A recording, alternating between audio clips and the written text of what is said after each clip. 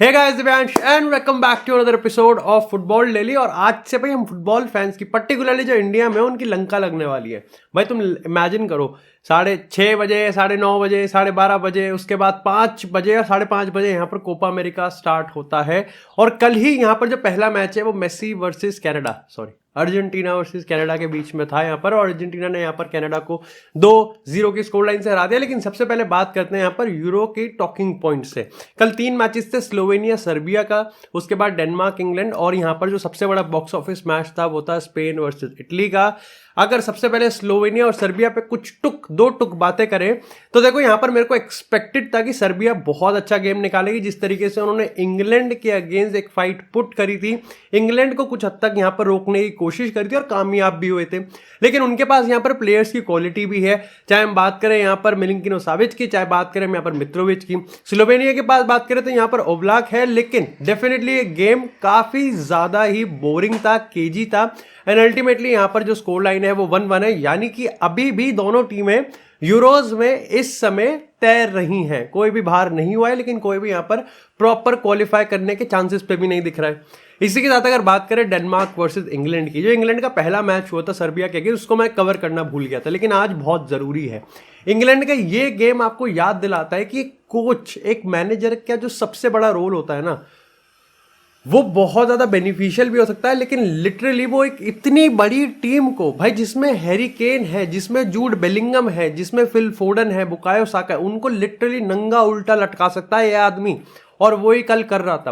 अब इसके पीछे जिस तरीके से परफॉर्मेंस हमको सामने को देखने को मिल रही है, उसमें काफी देखो 2 गुट बट चुके हैं। एक गुट ये कह रहा है कि इंटरनेशनल टूर्नामेंट्स में ऐसे ही हुक और क्रुक टाइप गेम खेलना चाहिए, ऐसे ही जीत मैटर करती है, ये मैटर नहीं करता किस हिसाब से आप जीत रहे हो। वहीं दूसरा गुट ये कहता है कि भाई इतनी बढ़िया टीम है तो ऐसा चूतिया गेम खेलना जरूरी है क्या, ऐसा लिटरली ऑन द रोप्स वाला गेम खेलना जरूरी है क्या। डेनमार्क ने यहां पर ऑलमोस्ट बहुत इंसिडेंट पे विक्ट्री निकाल ली थी। जितना मैं कहूंगा कि डेनमार्क जितना क्लोज आई थी विक्ट्री के या फिर दूसरा गोल स्कोर करने के, शायद से यहां पर इंग्लैंड के कोई भी प्लेयर ऐसा था जो कि इतना बढ़िया चांस क्रिएट कर रहा था। जिस टीम में यहां पर हैरी केन है, बुकायो साका है, बेलिंगम खेल रहा है यहां पर, मतलब तमाम दुनिया भर के बेस्ट प्लेयर्स है, अगर वो यहां पर चांसेस भी नहीं क्रिएट कर पा रहे, बिग चांसेस भी क्रिएट नहीं कर पा रहे, तो कहीं ना कहीं गलती तो है। देखो जहां तक मेरे को कल का मैच देखते हुए लग रहा था ना, एक तो ये चीज थी कि एक तो सबके सब अपने आप को खिलाड़ी समझ रहे थे। डेफिनेटली सबके सब यहां पर ये चीज एक फील आ जाता है कि हाँ इस टीम को मैं कैरी करूंगा, ये मेरे को सब आता है। जब ये थॉट आपके दिमाग में आने लगता है ना, तो कहीं ना कहीं थोड़ा सेल्फिशनेस तो आ ही जाता है।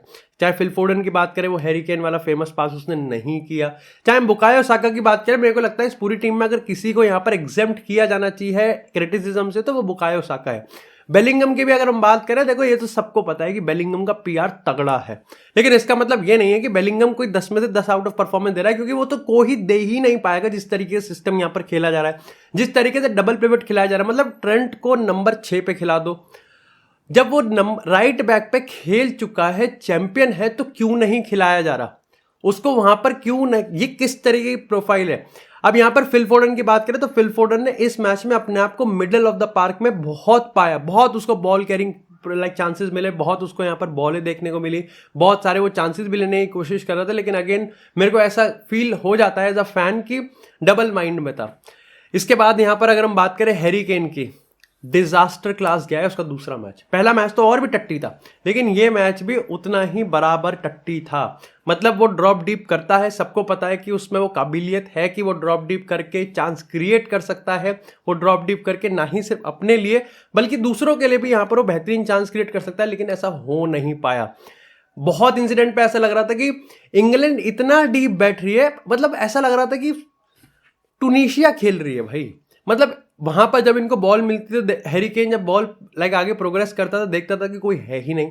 अब हैरी केन को यहाँ पर ह्यूंगमिन सॉन या फिर नेमार थोड़ी है कि यहाँ पर वो 30 यार्ड या फिर 40 यार्ड से एक रन निकाल के सोलो गोल मार के आ जाएगा, कोई रनर ही नहीं है। एक सबसे बेकार चीज जो हुई कल, इतने सारे क्रिएटर हैं, चाहे हम हैरी केन की बात करें, बेलिंगम की बात करें, फिल फोडन की बात करें, इतने सारे क्रिएटर है, लेकिन कोई रनर ही नहीं है। जब रनर आया यानी कि ईस्ट की बात करें, यहाँ पर जेरार्ड बोवन की बात करें, या फिर हम ओले वॉटकिंस की बात करें, तो सिर्फ सारे रनर ही आ गए। अब कोई क्रिएटर ही नहीं बचा। अब सब सारे वो आ गए जो कि डिफेंस लाइन के पीछे भागने वाले। इसके पीछे का जो कोई बैलेंस है वो है ही नहीं। अभी भी यहाँ पर इस चीज़ का कोई हिसाब नहीं समझ में आ रहा कि कोल पाल्मर कैसे खेलेगा, कैसे नहीं खेलेगा, उसको क्यों नहीं खिलाया जा रहा, क्या है। मतलब प्रोफाइल्स खराब, कोचिंग सेटअप खराब, बैलेंस खराब। लिटरली यहाँ पर इंग्लैंड इस समय इसलिए बची हुई क्योंकि उनके पास इंडिविजुअल क्वालिटी है जो कि एट टाइम 90 मिनट के दौरान कभी भी चल सकती है।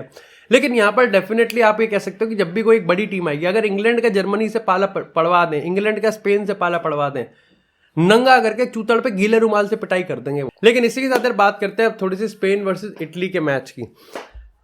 देखो, इटली से कुछ ज़्यादा एक्सपेक्टेशन नहीं थी मेरे को ये पता था कि देखो वहाँ पर बास्टोनी खेल रहा है, वहाँ पर कैलिफोर खेल रहा है, एंड डेफिनेटली उनके पास मिडफील्ड भी अच्छी खासी है। अटैकर्स में वो हग रहे हैं। स्कमाका की बात करें, इतना कुछ नहीं चल पाया अभी तक इंटरनेशनल फुटबॉल में, अभी उसका इंटीग्रेशन भी समझ में नहीं आ रहा।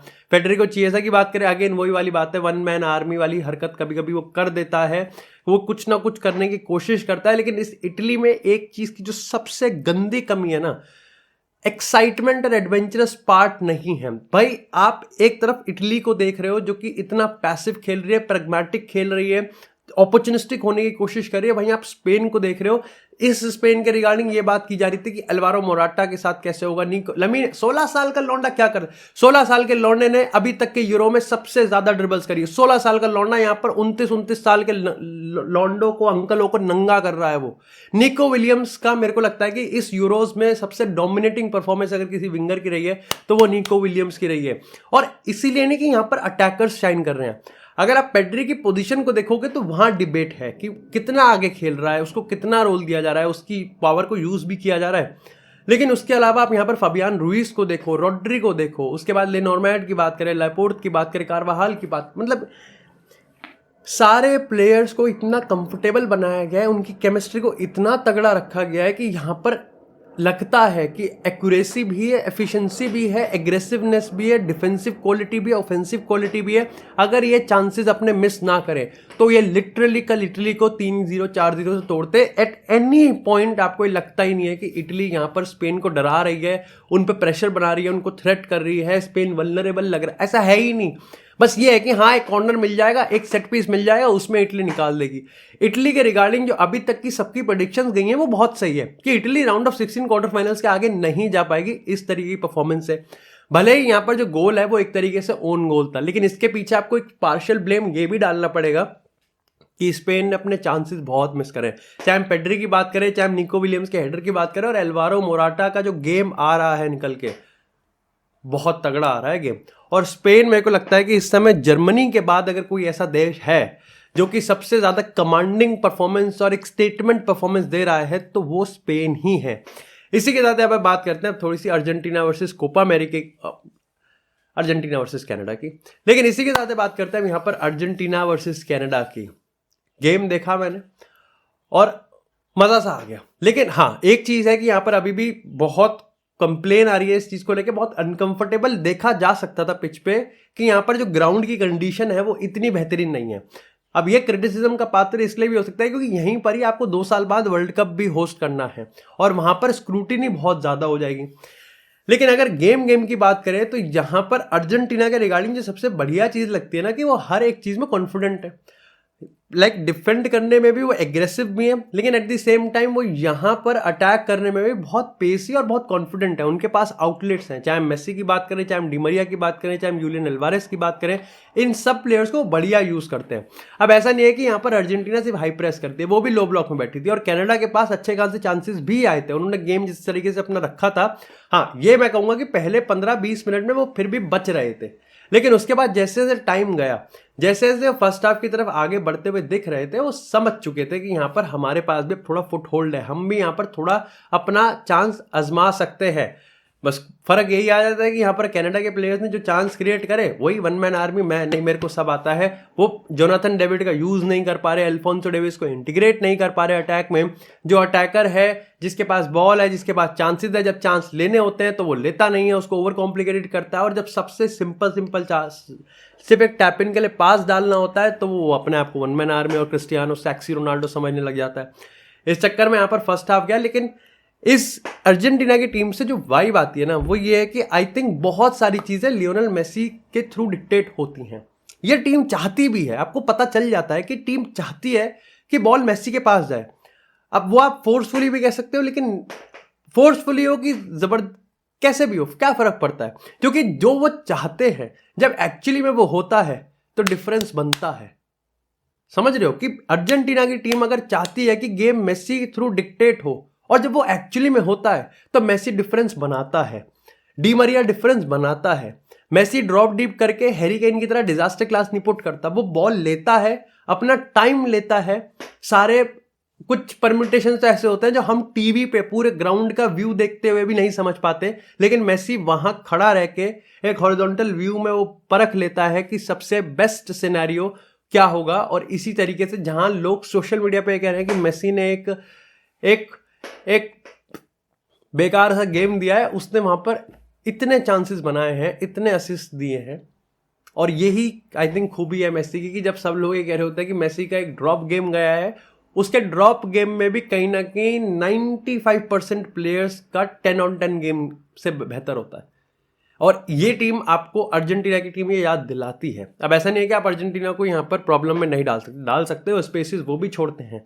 डिफेंड करने में, शेप में कई बार वो भी थोड़े से पैसिव हो जाते हैं, प्रैग्मेटिक हो जाते हैं। हाई प्रेस की अगर हम बात करें, लियोनेल मेसी की तरफ से भी नहीं इतना आ सकता, लेकिन बाकी सारे प्लेयर्स की बात करें, डी मरिया की बात करें, उनकी तरफ से भी नहीं आ सकता। तो कोई टीम जो हाई प्रेस करेगी कोपा अमेरिका में आने वाले टाइम में, या फिर जो स्पेसेस को एक्सप्लॉइट कर सकती है पेसी विंगर्स के साथ, वो अर्जेंटीना को डेफिनेटली यहां पर प्रॉब्लम में डाल सकती है।